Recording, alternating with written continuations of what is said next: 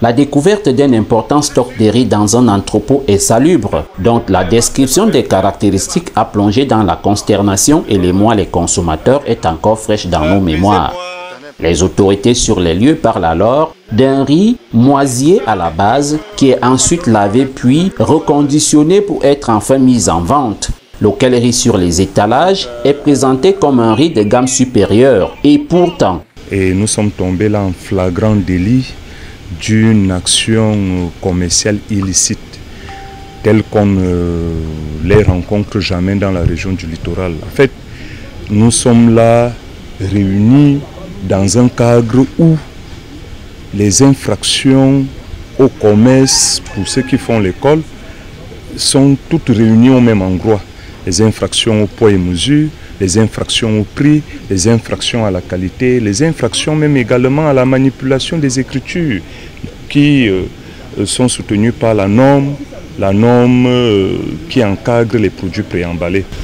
On se rend malheureusement à l'évidence qu'il s'agit d'une atteinte grave, n'est-ce pas, à la vie, on ne peut pas dire moins.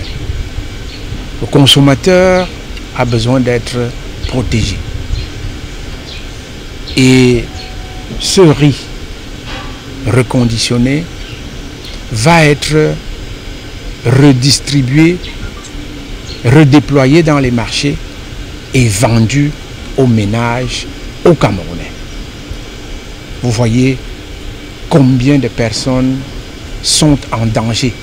Une découverte qui provoque la décision du ministre du Commerce ordonnant le retrait du riz Sana des espaces de vente. En observant l'inaction des services déconcentrés du ministère du Commerce cités dans la décision, ce sont plutôt certains défenseurs de droits des consommateurs qui vont promouvoir la consommation du riz Sana sans résultat des tests de laboratoire et en violation de la loi cadre qui leur recommande une posture de neutralité en toutes circonstances.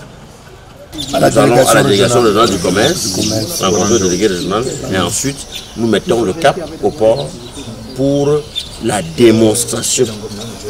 Quand le riz sort du port du bateau, quel est le parcours du riz Sana? Maintenant on va vous montrer la distribution. Voilà. Ensuite, on vous fait une démonstration, vous allez manger le riz Sana sur toutes ses formes, vous allez même voir comment il est cuisiné et tout machin et tout.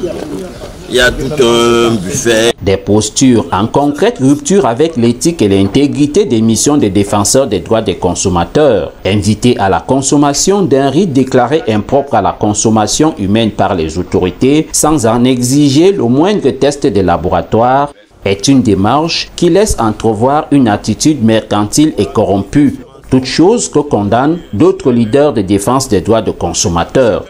Les consommateurs doivent être protégés de ce riz qui a été prouvé impropre à la santé par le tutelle du commerce qui est le ministre lui-même.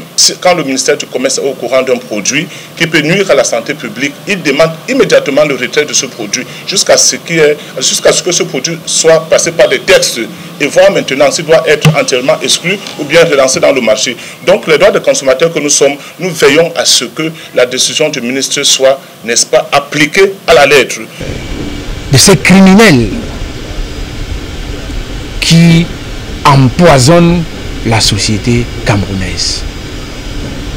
Je pense qu'il s'agit là d'une situation d'une gravité extrême et qui doit être traitée comme telle. Plongés dans cet imbroglio, les consommateurs ne savent où donner de la tête entre l'inaction des services déconcentrés du ministère du Commerce et la cacophonie des leaders défenseurs des droits des consommateurs. Le riz Sana continue de séjourner sur les étalages des boutiques et des marchés au grand péril de la santé des consommateurs.